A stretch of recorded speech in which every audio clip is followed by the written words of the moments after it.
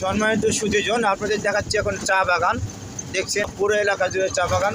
আমি যাচ্ছি দুই পাহাড়ের চূড়া দিয়ে, অর্থাৎ দুই পাহাড়ের মাঝখানে দিয়ে যাচ্ছি। পশ্চিম দিকে যাচ্ছি আমরা। সামনে দেখছেন লাল টকটকা সূর্য উদিত হয়েছে, আর সেই সাথে রয়েছে চা বাগান। এই যে চা ছোট ছোট গাছগুলো দেখতে পাচ্ছেন সারিবদ্ধভাবে, হাঁটু সমান গাছগুলো, এক লেভেলের যে গাছগুলো রয়েছে এগুলো সব চা বাগান।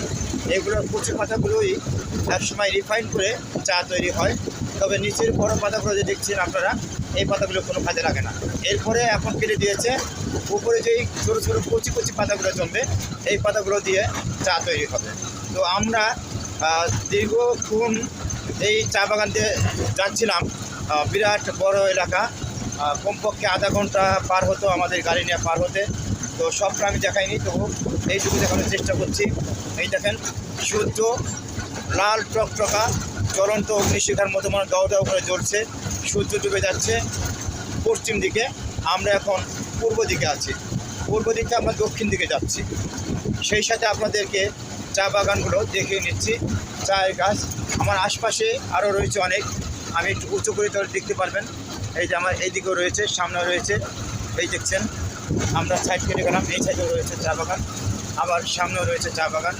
আমার দুই সাইডে চা বাগান আছে সমান্তরালে, সামনে পিছে দুই সাইডে সমান্তরালে চা বাগান রয়েছে। চা সংগ্রহ করার পরে যে ছেড়ে দেওয়া হয়েছে সেই গাছগুলো দেখা যাচ্ছে শুকনো মরে যাওয়ার মতো গাছ, আসলে এগুলো মরে না। এই যে আবার দেখছেন ওই গাছগুলোই নতুন করে পুরি সেজেছে, অর্থাৎ চা পাতা ছেড়েছে।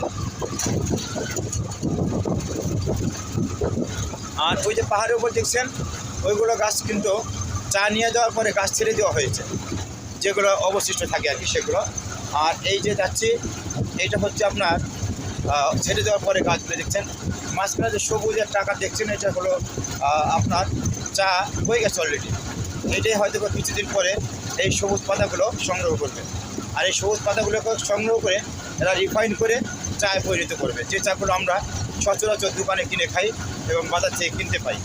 তো আমি চেয়েছিলাম যে এখানে চা বাগান রিফাইন সেন্টারও রয়েছে, আমি একটু আগে অবশ্য রিফাইন সেন্টারে গিয়েছিলাম, আপনাদের দেখানোর জন্য চেয়েছিলাম, দেখানো সম্ভব হয়নি। আমি চেয়েছিলাম চা কেনার জন্য, সংগ্রহ করার জন্য, কাঠটা চা পাওয়া যায় কিনা। তো শুনতে পারলাম যে এখানে চা বিক্রি হয় না, চা পাওয়া যায় না, এখানে চা সংগ্রহ করার কোনো সুযোগ নাই। তবে গাড়িও নাকি ভিডিও করার মতো কোনো সুযোগ নাই। আমি গাড়িতে যাচ্ছি আর আপনাদেরকে ভিডিও করে দেখাচ্ছি চা বাগান, বিশাল বিস্তর চা বাগান। এই জায়গাটার নাম হচ্ছে মিরেশরাই। এটা মিরেশরাইয়ের আওতায় পড়েছে, চট্টগ্রাম মিরেশরাই। এই দেখছেন সবুজ চা বাগান, চমৎকার দেখতে, সেই রকম লাগছে। ভালো থাকবেন, সুস্থ থাকবেন, সুরক্ষিত থাকবেন।